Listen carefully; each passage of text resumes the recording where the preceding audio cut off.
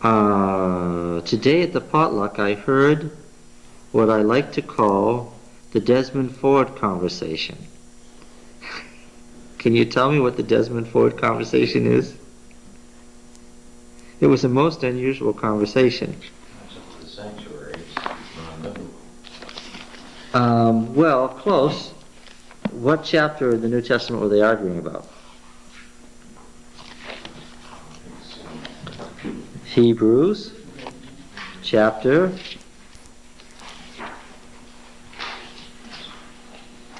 9.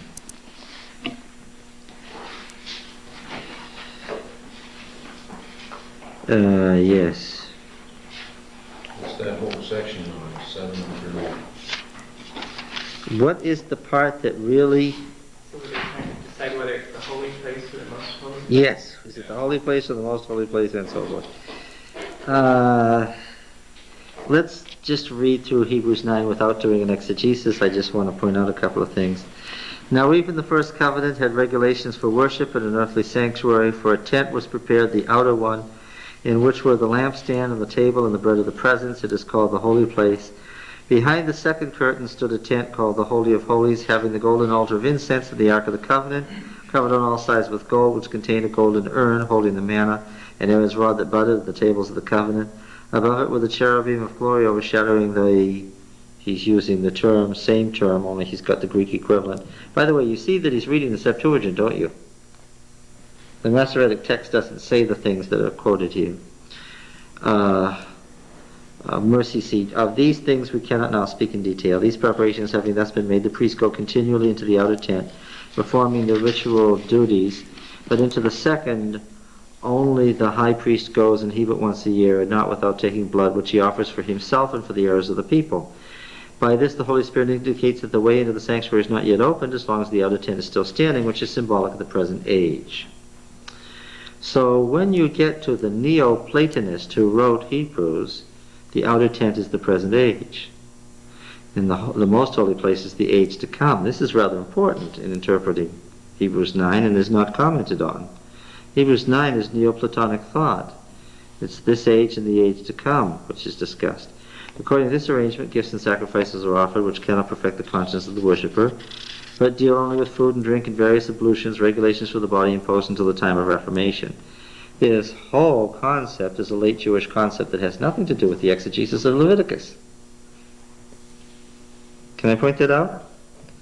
This is the ceremonial interpretation, which is a much later thing. Remember, we talked about last time how an Israelite at the time of the Exodus would absolutely have no problem under these laws, and probably should have among his menagerie what? Pigs. Some pigs. Would be just the appropriate thing to do. Would there be any pigs in the Holy Land in Jesus' day? Yeah, but not kept by Jews. Right. In fact, it was in the parable, wasn't it a sign of the son's absolute and utterly despicable state that he had to go to a far country and keep the pigs? And didn't the Jews rejoice when they heard that Jesus had done what to the Gadarenes in Decapolis? Had run their pigs over the cliff. Yes. Because to be anywhere near a pig was to be in ritual defilement. A totally different concept. Nothing to do with Leviticus. I think the important thing here is that you've got to understand that when you do an exegesis of the Bible, you don't just impose Leviticus upon Leviticus, the book of Hebrews. Why? You can't. The book of Hebrews isn't talking about Leviticus. What is it talking about? It's talking about the late Jewish interpretation of Leviticus, which is a whole different matter. Okay? So you don't do that. Yes, in verse 11, but when Christ appeared as a high priest of the good things that have come, then through the greater and more perfect tent, not made with hands, that is, not of this creation, he entered once for all into the holy place, taking not the blood of goats and calves, but his own blood, thus securing an eternal redemption. And when I say the Desmond Ford conversation, where in that verse arises the trouble that has evidence giving each other ulcers? What phrase? Verse 12, he entered once for all. Yeah, and so if he went once for all, then what about 1844? It's utterly irrelevant to either Leviticus or Daniel. And that's why you don't take that verse out of Isaiah that says here a little, there a little, and use it as a basis for proof texting your way through the Bible, making all verses equivalent, because they're not. What you do is you do an exegesis of each separate part of the Bible, finding out what it meant. And indeed, that what it meant is tricky, because here in Leviticus we see that the Day of Atonement meant one thing at the time of Exodus and a different thing at the time of the monarchy. Okay? It was a development of the idea. All right, once you know that the entering into the holy place, that the holy place is this age and the most holy place is the age to come, you're so far off into Neoplatonism that you shouldn't even comment on this chapter until you know something about Neoplatonic ideas. All right? So it was interesting to listen to the two brethren discussing 1844 and Hebrews 9. Yes? No, I'm just saying, we have the same trouble with the Bible that the Jews in Jesus' day had, only more so. It was already an ancient book whose origins were lost to them. That's right. In real historical terms. It's like reading the Iliad and the Odyssey and not understanding what he's talking about, because... How can I possibly say, or how can you possibly say, that being 20 centuries further on from Jesus' day, that we don't know what the Old Testament, that we know more about what the Old Testament meant than they knew? How can you say that? We're 20 centuries further away from. We do, because of archaeology. That's right. That's the key. But, you stand there and you say, I wonder what people, if the world lasted that long, 1,000 years from now, would make of Das Kapital. What would they make of a book like that? Yeah, I mean, we're kind of in the same... Exactly.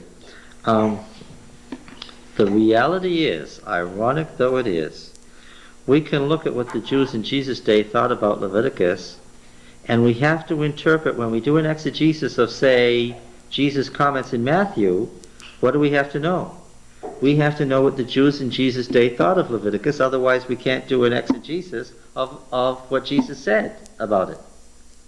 But, all the while we're doing that, we can also say what? Their idea about Leviticus, what? Was not correct. It was simply a traditional development. That's also why much of what Jesus said was so shocking to the Jews, because he was making an entirely different, drawing an entirely different meaning from it than they were used to. Yes, he operated within the strictures of Rabbinic Judaism, but starting from the same point, he ended up at a different conclusion and gave a whole different interpretation to the Old Testament. That's what it was.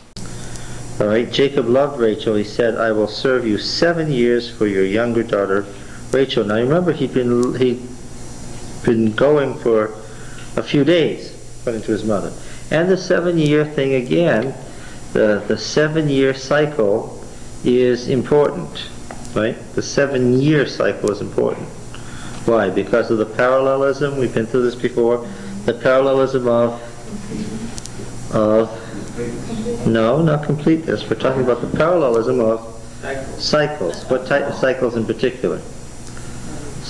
Cycles of 7 days and 7 years. The week of years, Leviticus 25. What I'm directing myself to here is that the learned doctor said to the audience at Pacific Union College, there's no such thing as a year-day principle in the Bible. There's only 2 obscure proof texts. And they don't prove anything. You understand what I'm saying? No, it's not 2 obscure proof texts. What is it? It's the whole concept of time that permeates the Old Testament. Time cycles are parallel by 7 years. So he says, I'll serve you for a week of years. For your younger daughter Rachel, Laban said, it's better that I give her to you than that I should give her to any other man. All right.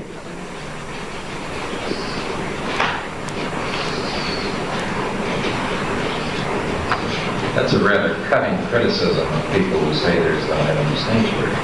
What you're saying basically is that they don't understand the historical setting of the stories in the Bible. It's as simple as that.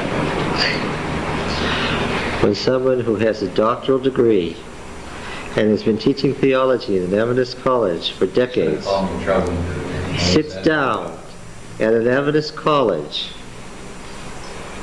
and Pacific Union College will not be mentioned here, in front of thousands of Adventists, and says that the Bible shows that there's no heavenly sanctuary, and all the good folks go, yes, yes, I see, oh, wonderful.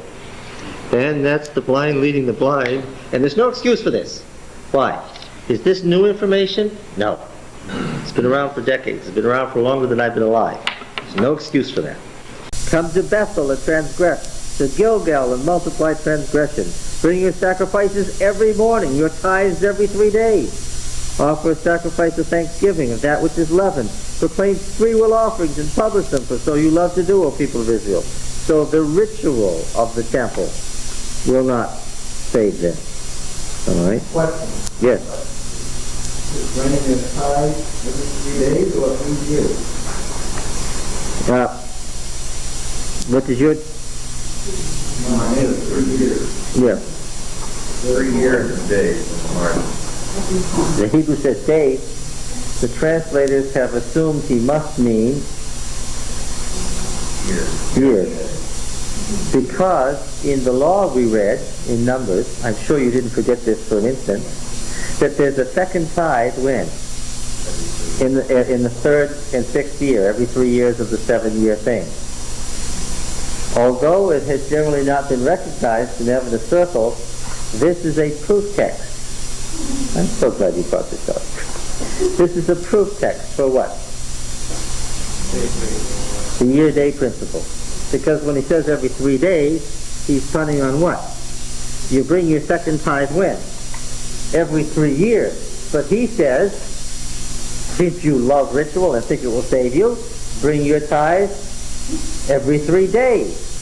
Paralleling days to years. Another one of those day-year texts in the Bible where Dr. Ford couldn't find any. All right, let's keep on going. Stop beating on Dr. Ford here. Get back to the text.